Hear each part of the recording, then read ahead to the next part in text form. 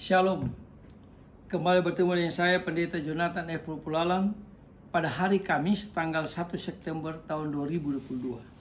Mari kita minta pertolongan Roh Kudus untuk pembacaan dan pemberitaan firman Allah. Mari berdoa. Tuhan Yesus, kami sangat membutuhkan urapan Roh Kudus pada waktu hamba akan membacakan firman Allah dan menyampaikan firman Allah. Biar juga para pendengar firman Allah ini, Tuhan juga memberi penerangan Roh Kudus, sehingga kami semua dapat mengerti firman Allah, dan Roh Kudus menolong kami supaya kami dapat melaksanakannya. Berfirmanlah karena kami sudah siap untuk mendengarkan firman-Mu. Dalam kasih dan pengampunan Kristus kami berdoa. Amin. Mari kita baca firman Tuhan yang saya ambil dari Hakim-Hakim pasal 15 ayat yang ke-18. Firman Tuhan berkata begini. Ketika ia sangat haus, berserulah ia kepada Tuhan. Oleh tangan hamba-Mu ini telah Kau berikan kemenangan yang besar. Masakan sekarang aku akan mati kehausan. Demikianlah firman Allah yang berbahaya kita membaca, mendengar, dan melakukan firman Allah. Tema kita pada hari ini adalah jangan tersandung pada kerikil kecil. Nah, saudara-saudara yang saya kasih dalam Tuhan Kristus, saat itu Simson kehausan dan hampir mati. Dalam kesulitan yang ia hadapi, saat itu sangat berbeda dengan kesulitan yang dihadapinya sebelumnya. Simson kita tahu orang yang sangat perkasa dan kuat. Kekuatan rambutnya luar biasa. Nah, bagi Simson lebih mudah untuk melepaskan diri dari kepung dari musuh, bahkan 1000 orang Filistin, daripada melepaskan dahaganya. Jadi dia lebih mudah membasmi, menewaskan 1000 orang Filistin daripada dia melepaskan dahaganya. Sangatlah lazim terjadi bahwa kesulitan kecil justru terasa menjadi terlalu berat bagi umat Tuhan ketika mereka telah menikmati pertolongan Tuhan yang sangat besar. Nah, saudara-saudara yang saya kasih dalam Tuhan Kristus, Simson menewaskan 1000 orang Filistin. Namun kemudian ia menjadi lemah hanya karena kehausannya. Jadi kita tahu bersama, karena dia begitu haus sehingga dia mencari pertolongan bukan kepada Tuhan, bahkan kepada wanita kafir. Lalu akhirnya dia mati di tangan wanita kafir. Rambutnya dipotong sehingga dia tidak punya kekuatan apapun. Nah, saudara-saudara yang saya kasih dalam Tuhan Kristus, kadang-kadang kita juga jatuh karena permasalahan kecil. Ya, makanya tema kita jangan tersandung pada kerikil kecil. Biasanya orang jatuh dalam kerikil kecil, bukan batu yang besar. Nah, saudara-saudara yang saya kasih dalam Tuhan Kristus, kita lihat satu peristiwa yang seharusnya kecil banget, yaitu Bapak Freddy Sambo. Kecil sebenarnya persoalan dia, tapi karena dia emosi, dia marah, dia lupa Tuhan, akhirnya dia jatuh di kerikil kecil itu, yaitu dia tembak anak buahnya sendiri. Sangat memprihatinkan sebagai anak Tuhan, tapi itu yang terjadi.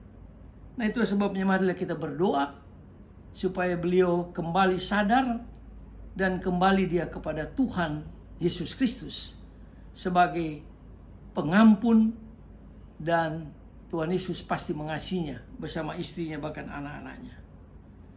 Nah, saudara-saudara yang saya kasih dalam Tuhan Kristus, maka jangan kita anggap remeh persoalan kecil. Jangan kita anggap remeh emosi yang seringkali menghancurkan karir kita. Nah, saudara-saudara yang saya kasih dalam Tuhan Kristus, Simson, dia berpuas diri ketika ia berseru aku telah menumpas 1.000 orang Filistin itu. Namun demikian, ia tak berdaya karena kehausan. Dan akhirnya ia pun berdoa kepada Tuhan. Dia berseru, Tuhan punya banyak cara untuk mengajar umatnya supaya kembali ke jalan yang benar. Karena Tuhan Yesus sangat mengasihi anak-anaknya. Dan Tuhan Yesus mau supaya anak-anaknya kembali ke jalan yang benar. Sama dengan kisah seorang anak bungsu yang melarikan diri, yang menjual harta benda dan airnya, dia melarat kelaparan. Tapi tak kala dia pulang kepada bapaknya, maka bapaknya menerima dia. Dan dia kembali bersemangat untuk mengasihi Allah dan menyembah Allah. Nah, itulah sebabnya kalau kita jatuh dalam persoalan dosa kecil atau dosa besar, mari kita kembali kepada Tuhan Yesus. Maka Tuhan akan mengampuni kita. Nah, saudara-saudara yang saya kasih dalam Tuhan Kristus, jika sesudah mendapatkan pertolongan atau kemenangan besar, kita kemudian merasa tak berdaya, maka apa yang kita alami ini merupakan perkara yang lazim terjadi. Jadi ini sesuatu yang lazim terjadi kalau kita cepat sadar dan kita kembali kepada Tuhan. Nah, kita lihat contoh yang lain. Ketika Daud bertakhta di Israel, ia berkata kepada Tuhan, aku lemah, meskipun aku adalah raja yang diurapi. Nah, Daud sadar dia punya banyak sekali kelemahan. Makanya dia mengakui kepada Tuhan dan Tuhan kembali menerima dia. Kita tahu bersama Daud pernah jatuh dalam dosa. Bagaimana dia menggoda akan Bathsheba dan akhirnya dia jatuh dalam dosa. Tetapi dia kembali kepada Tuhan dan Tuhan menolong dia. Nah, jika Tuhan telah menolong kita di masa lalu, kesulitan kita saat ini hanyalah seperti kehausan yang dialami oleh Simson.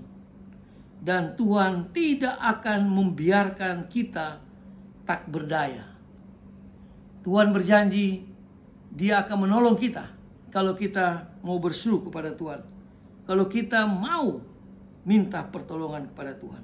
Nah, saudara-saudara yang saya kasih dalam Tuhan Kristus, jalan menuju ke surga memang penuh duka cita, penuh tantangan, penuh berbagai-bagai hal rintangan. Namun, di sepanjang jalan itu ada banyak sumber air yang menyejukkan. Bahkan pada hari ini, jika kita merasa letih dan tak berdaya, biarlah kita berkata seperti Simson, dan Tuhan pun akan pasti menolong kita. Jangan kita tidak minta pertolongan Tuhan. Kalau kita tidak minta pertolongan Tuhan, maka iblislah yang akan mempengaruhi kita. Sehingga emosi amarah yang luar biasa mengakibatkan kita jatuh dan tersandung pada batu-batu kecil itu.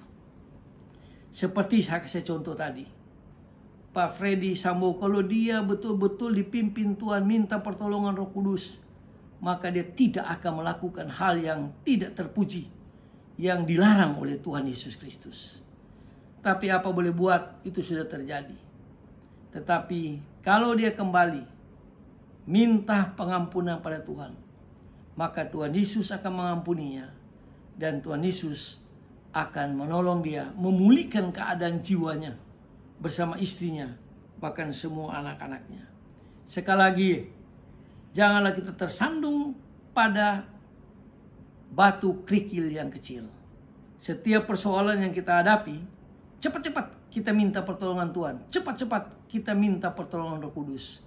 Supaya hati kita tenang. Hidup kita pun akan tenang. Mari kita tunduk kepala, kita berdoa. Tuhan Yesus, ampuni kami Tuhan. Kalau kami juga jatuh dalam berbagai-bagai dosa, karena hanya masalah kecil.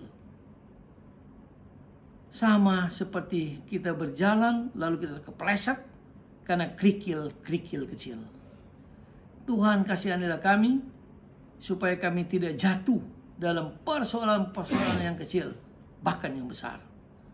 Tolong kami Tuhan, supaya kami hidup berkemenangan bersama dengan Kristus. Ajar kami Tuhan, supaya kami selalu mengandalkan firman Allah, mengandalkan kuasa Roh Kudus, mengandalkan Kristus dalam hidup kami.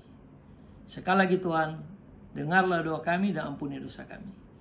Dalam nama Tuhan Yesus, Juru Selamat kami, penebus dosa kami, Gembala kami yang sangat baik, kami berdoa dan bersyukur. Haleluya. Amin. Sampai kita berjumpa di kesempatan yang lain.